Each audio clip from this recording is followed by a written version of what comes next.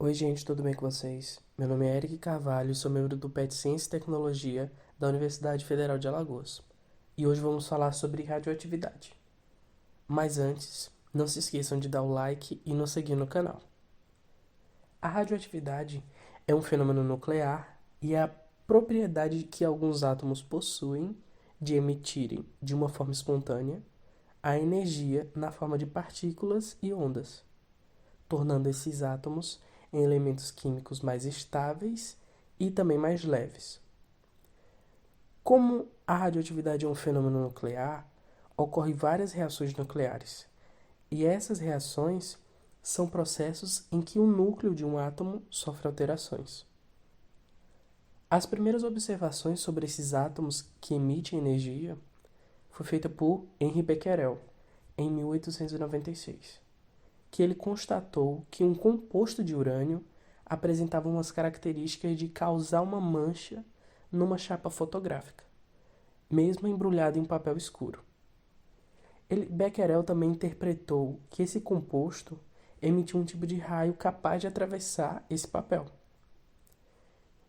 Já em 1898, Marie Curie ela percebeu que, além do urânio, outro elemento chamado tório também tinha essa estranha emissão. Alguns meses depois, ela e seu marido descobriram um elemento ainda mais radioativo e deram o nome de rádio. A radioatividade ela se apresenta com duas formas diferentes de radiações: a partícula, alfa e beta, e a onda eletromagnética, os raios gamas. Os raios alfa são partículas positivas que são constituídas por dois prótons e dois nêutrons e possuem um baixo poder de penetração. Os raios beta são partículas negativas que têm sua massa desprezível e seu poder de penetração ele é superior ao dos raios alfa, porém ele é inferior aos raios gamas. E os raios gamas são ondas eletromagnéticas de alta energia e, por não serem partículas, também não possuem massa. Os raios alfas eles podem ser bloqueados por uma simples folha de papel. Já os beta, para poder bloquear essa radiação, é necessário uma placa de madeira, enquanto os raios gama é necessário uma chapa de chumbo ou uma placa de concreto para impedir a penetração. A emissão de radioatividade de partículas, elas seguem alguns comportamentos que são explicados pelas leis da radioatividade. A primeira para a partícula alfa e a segunda para a partícula beta.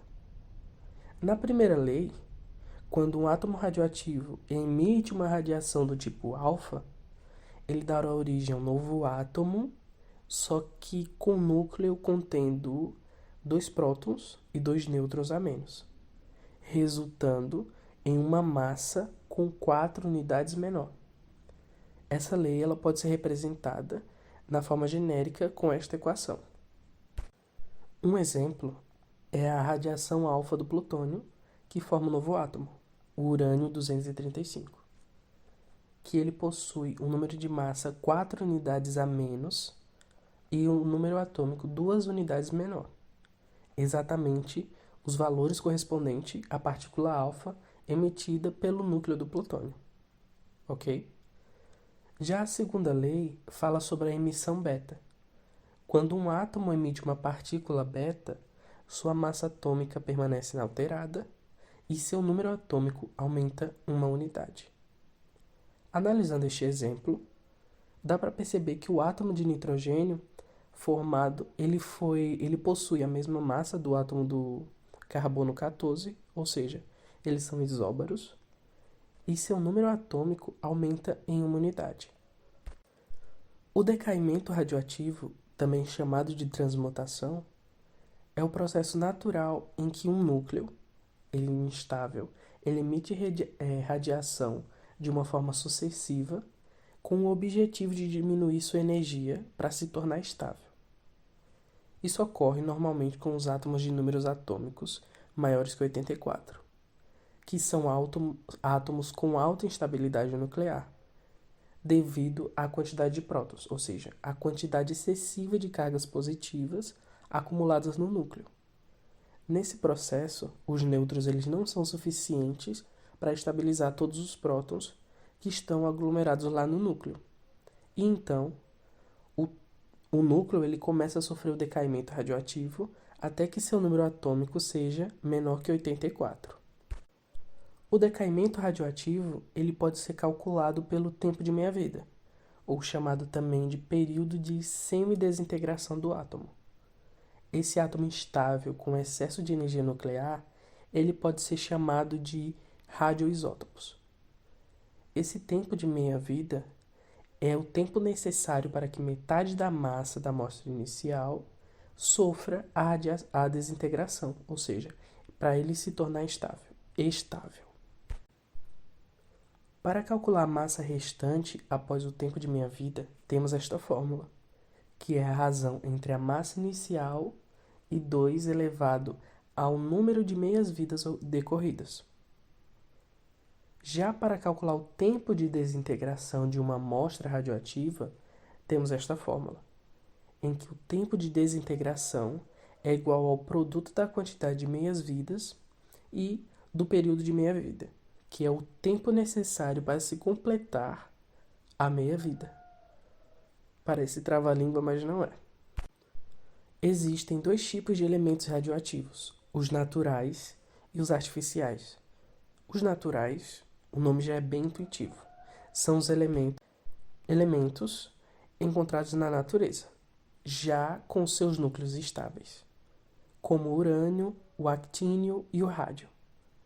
Já os artificiais são produzidos por processos que desestabilizam o núcleo de um átomo. Nesse caso, podemos citar o astato e o frâncio. Os principais elementos radioativos são o urânio 235, o cobalto 60, o estrôncio 90, o rádio 224 e o iodo 131. E devido à sua larga utilização em usinas nucleares e tratamentos de cânceres, esses elementos tendem a aparecer com maior frequência no nosso cotidiano. A fissão nuclear é o processo de quebra de núcleos grandes em núcleos menores, liberando grande quantidade de energia. Se a fissão é a quebra de núcleos grandes em núcleos pequenos, a fusão nuclear é o processo oposto. É a junção de núcleos pequenos formando núcleos maiores e liberando uma quantidade muito grande de energia. Quando falamos radioatividade, algumas pessoas têm uma visão negativa sobre esse assunto. Mas a radioatividade ela tem aplicações importantes no nosso cotidiano. Um exemplo é a produção de energia elétrica em usinas nucleares, por meio de fissão de radioisótopos. O Brasil atualmente não utiliza a energia nuclear como sua principal fonte de energia, mas possui usinas nucleares, a Angra 1 e a A2, trabalhando no fornecimento de energia elétrica para o país. Outro papel que é fundamental da radioatividade está relacionado com a área da medicina, como nos exames de raio-x e nas tomografias, e também em alguns tipos de tratamento de câncer. Mas nem todo esse material radioativo é usado, e acaba sobrando resíduos, que são chamados de lixo radioativo, em que o produto que sobra das indústrias que utilizam esse material em seus processos, eles não podem mais ser aproveitados e não possuem uma aplicação prática. Esse lixo é oriundo principalmente das usinas nucleares e das aplicações médicas. A grande produção de lixo radioativo ela tem sido um problema ambiental para todo mundo, devido às poucas e inadequadas condições de descartes e armazenamento. E esses rejeitos eles estão associados à contaminação do solo, dos cursos de água e do ar, que resultam na destruição gradual do meio ambiente. E além disso, também causam riscos à saúde humana, como infecções, câncer e, em casos mais severos de contaminação, eles podem levar à morte. Não poderia falar de radioatividade sem citar o acidente de Chernobyl, que em 26 de abril de 1986 como resultado de uma série de falhas na engenharia e controle. Ocorreu um superaquecimento de um reator da usina nuclear de Chernobyl, próximo à cidade de Kiev, na Ucrânia. O superaquecimento provocou uma explosão que deslocou uma tampa do reator de 2.000 toneladas. Isso mesmo, 2.000 toneladas, lançando na atmosfera uma nuvem contendo os isótopos radioativos. Tal nuvem subiu até cerca de 5 quilômetros de altitude e se alastrou por vários países da Europa, sendo detectada a muitos quilômetros de distância. Esse foi o mais grave acidente nuclear da história. Muitos dos operários e bombeiros que tentaram apagar esse incêndio, eles morreram pouco depois, por terem sido expostos a essa radiação. O fogo só foi controlado quando helicópteros jogaram cerca de 5.000 toneladas de areia no topo do reator. E depois de muito processo de limpeza utilizando veículos robôs, foram enviadas pessoas para finalizar a limpeza. E muitas delas morreram pela radioatividade restante. Agora vamos resolver alguns exercícios.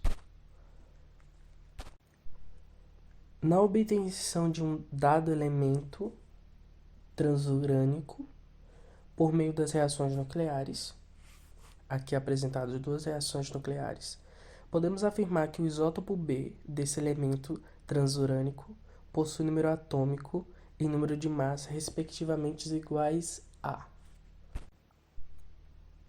Nessa primeira etapa, temos o urânio recebendo um nêutron com massa 1, e como resultado dessa reação, obtemos o átomo A com 239 de massa e com número atômico 92. Já na segunda etapa, temos uma reação nuclear de radiação beta. Então, a massa vai permanecer a mesma e vai ser adicionado mais uma unidade no número atômico.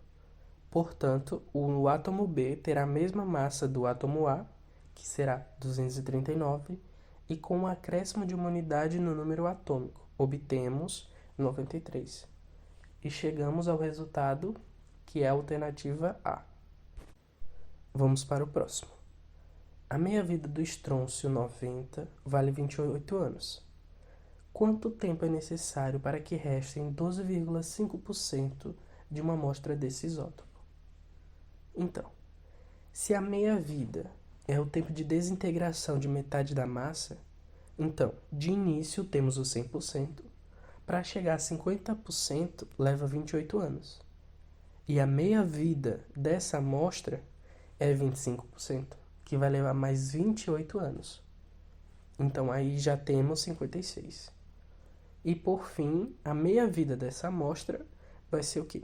12,5% e leva mais 28 anos, totalizando 84 anos.